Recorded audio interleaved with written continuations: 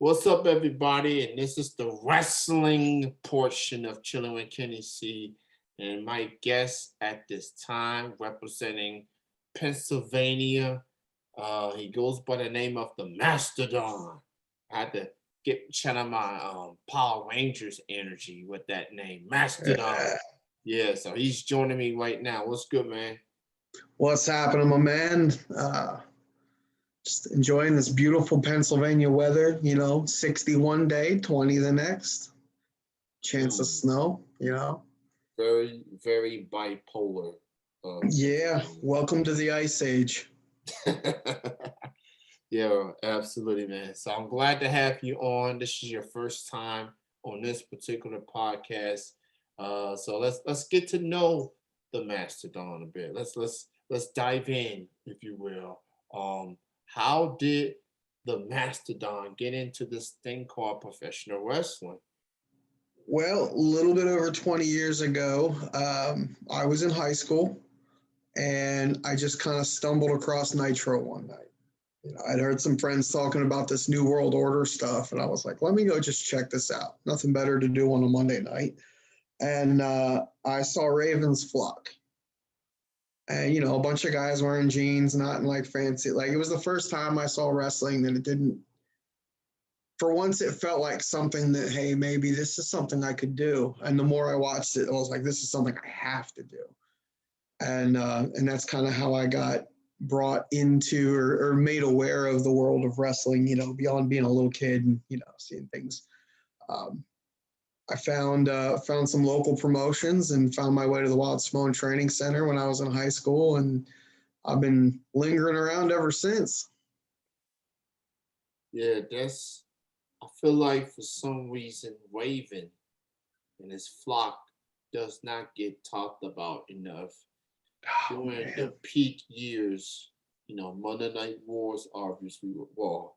Obviously, there's the cruiserweight division, there's NWO, DDP, Sting, you know, but That whole Raven, DDP Raven feud was fantastic, and everybody was talking about the New World Order and Stone Cold.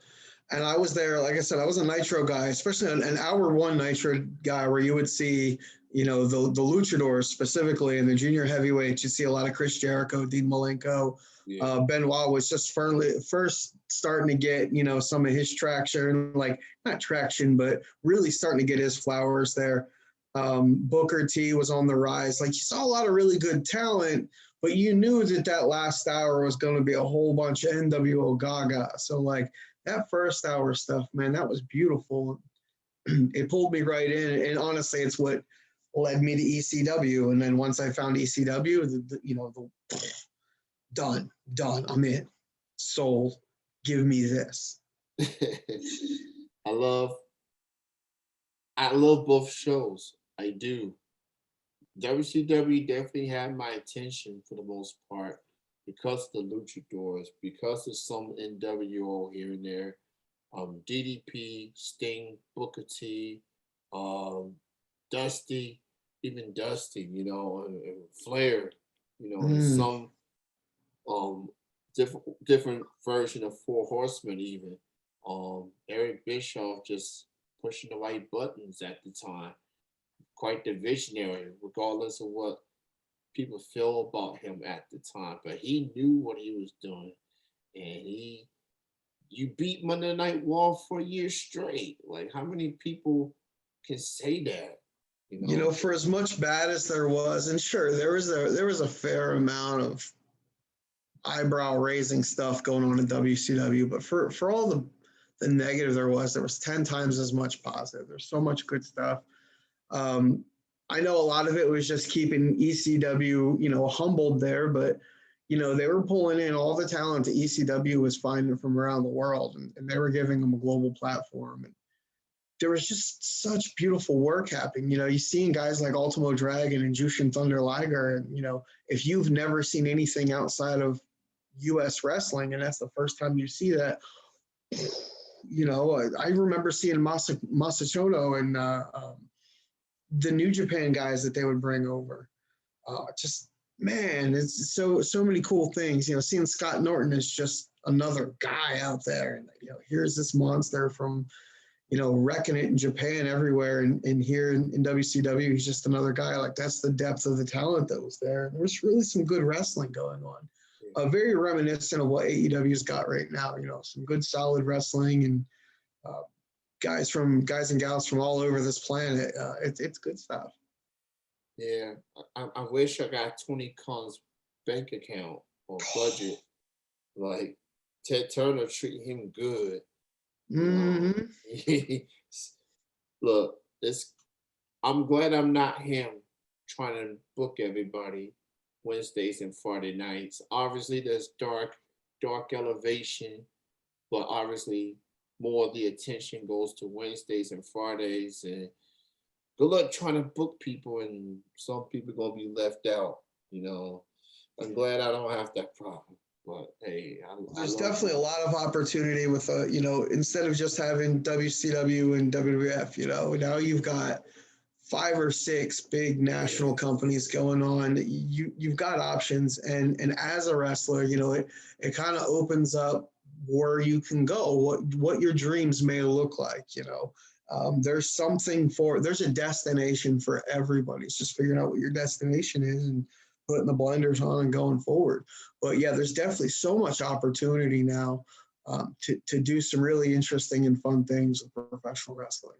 Yeah, I mean, from your perspective as a wrestler in the indies, and you seen what's out there with the options, and that's the key word there, options with an S Hmm. in the end. And there's just so much wrestling that's out there, so much companies out there, and looking for talent here and there. So I love it as a wrestling fan. It's good. It's good for business. It's good for Hmm. people on the indies, just so that there's other options that they can look into down the road per se. And Um, and as a fan, I mean, there's never been a better time to consume the product of professional wrestling than right now. You've got streaming services, you've got live events going on everywhere. You've got access to just about any type of wrestling that you could imagine. From old school psychology based storytelling to deathmatch storytelling to high spot storytelling. There's so much good stuff going on. Family friendly, not family friendly, uh, everywhere from rated PG all the way through beyond. There's something for everybody, and I love it. I love it. It's fantastic. It's wonderful. It's like having the internet all over again. It just opens your eyes to a whole new world. It just took us a little bit to get there. yeah, it definitely took us a while to get there. So with you, Mastodon, making a name for yourself, obviously, caution chaos and everything. What are your goals? What do you have on the horizon in these coming weeks and months? Obviously, approaching WrestleMania season per se. But as far as you and what's next for the Mastodon? What you got coming up? I'm traveling all over the Northeast right now. I've got events as far north as Maine. In fact, I've got one coming up next month in Maine that's probably spit distance of being across the Canadian border. I'm just trying to travel, do as much as I can. I'm not a spring chicken. I have been floating around the bowl for a while. So I want to maximize the miles and the opportunities I have. I want to, max out this bump card that I've got and do as much as possible. I want to see as many people, put on as many shows. I'd love to get my feet into the NWA. I'd love to get into there or MLW. Um, Even if just given like a one-off opportunity, I think it'd be a fantastic way to top out my story here. I'll be 39 this week, and that is by far not a young man in this business, but I give it I give it my all every time I go out there. I give it 100%. And I'll be honest, I'm in the best shape of my life. I got the best go. I just want to go as far as possible and do as much as I can. Um, Experience, just live it all to the fullest. Everything that I wish I would have done 20 years ago, I want to do now. So, how many years have you been into wrestling as of right now? My first match was in 2002. I started training in 2001. But I don't like saying that I'm a 20-year guy because I've come and gone.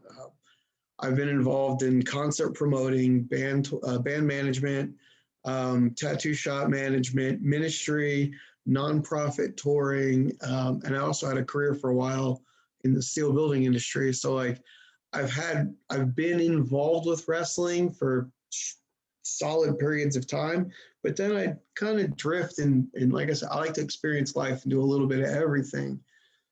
Just kind of drifted in various ways, but at its core, this is home for me. That ring is where I belong. You definitely show a lot of versatility. Being willing to go doing different things here and there, considering wrestling is a sport that takes a toll on a human's body, obviously, and the punishment that's on display. And as a fan in general, I'd like to thank you and all the wrestlers out there for what y'all do for the business. Those that's has it here in their heart and willing to do it. Um, Fans can be petty and all sorts of things. I'm not one of them per se. Like I kind of understand the whole product per se, but thank you, Mastodon, for and to all the wrestlers, indie, pro, just for what y'all been able to do, keep keep doing. And I want to thank you and all the other fans out there. Really, y'all give us a platform to do this. I enjoy doing it. I don't hate getting in the ring every weekend and getting punched in the face. I enjoy it. Makes me feel alive. And to have a platform and to have people that actually come and experience that with us, I can't tell you how much that feeds me and fuels me. So thank you and everybody else that's listening out there. Support wrestling. Bring friends that have never seen this before. If you're going to try something this year, this is my challenge to everybody in the business, out to business, in the crowds. Find someone that's never come to a show before and tell them to come, just have a good time. There's no expectations, just come and have a good time. I'm telling you, you start re-exposing people to pro wrestling. They're going to remember how much fun it was, and you'll see this boom right back up because this is a blast. This is such a good time. And the world right now, today, especially, is a scary place and it's a miserable place. But on those moments that we have together when we can share a building and tell stories in that ring, it's a magical time. It's a fantastic time. And I wish more people would come out and drop their guard down and come enjoy the show. Yeah, especially on the indie scene. I'm glad you said that because I remember doing that like over a decade ago, really. Like I told my friend, I started going to indie shows, just to get the feel, on the indie talent that's out there. And I live in Kentucky, obviously, and Kentucky has quite the history of professional wrestling. And then some of my friends have noticed you go to indie shows. I'm like, Mhm. yeah, I do. Like the wrestlers that you watch Mondays, Thursdays, Fridays, that's how they got started. At least Mhm. majority of them. So why don't you go check out these wrestlers for yourself? And next thing you know, they start going to these shows and they enjoying themselves. And next thing you know, they become friends with these wrestlers. So I'm gonna take credit for convincing some friends to step out of the televised bubble and get into this thing called independent wrestling. And yeah, to my friends that maybe listen to this, you're welcome. You're welcome. it's it's like a tribe. I've noticed that every little promotion that I get to perform in, it's like a tribe of the wrestlers and the fans. I go to some shows, I know more fans than I do guys in the locker room. And it's great to see them traveling around. And it's, man, we live in a world that's lacking community. Everything's online now. You can go to a wrestling show, pay attention to no matches, and still have a great time with your friends. Now, I'd rather you pay attention to the matches. I promise if you come on out, you will pay attention to the matches. but it's just a great time. It's just a good afternoon experience or an evening experience. Come on out. I dare you. Come on out. Buy an extra ticket and drag someone along. Yeah. It'll be fun. Now, I do have to inform my friends, like the Hills, the bad guys per se. You know, they get intense. They're gonna try to get on. They're doing their job. They try to get under your skin. Just have a little fun. Just do this. You know, just don't do anything crazy. That's my only request. Like, have fun. Do you enjoy yourself? Chill, boo.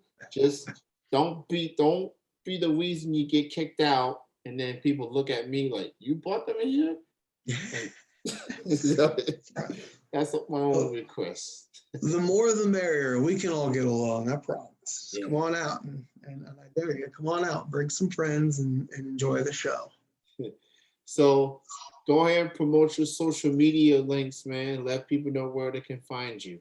You can find me on Facebook, Instagram, and Twitter at Rosh Dang It, ROSH. That's my first name. Dang It, DANGIT.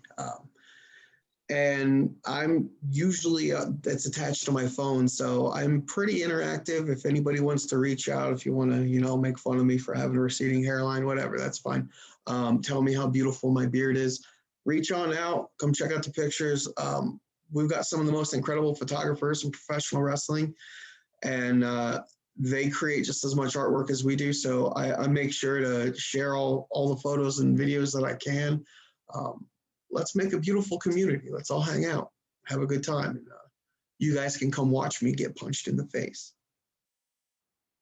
Pretty much. And I will say, wrestlers, as far as athletes in general, that got the more talented bearded.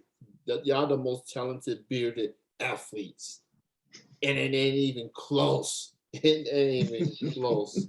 You can shoot the basketball, or you can throw the football, or you can strike a hockey puck or whatever. But until you body slam somebody, or you take a punch, or you get punched in the face, you're not as tough as a beard wrestler. Just saying. I seen it myself. I seen it. Right. Face all red and bloody, and Mhm. yeah, it wrestling. It is what it is. It's there's not a better adrenaline than wrestling, and Come people. find us the day after a show. You get to see some pretty colors painted across faces from the bruises and the black eyes. Yeah, absolutely, man. Thank you so much, Mastodon, for being on the show this evening. Appreciate you.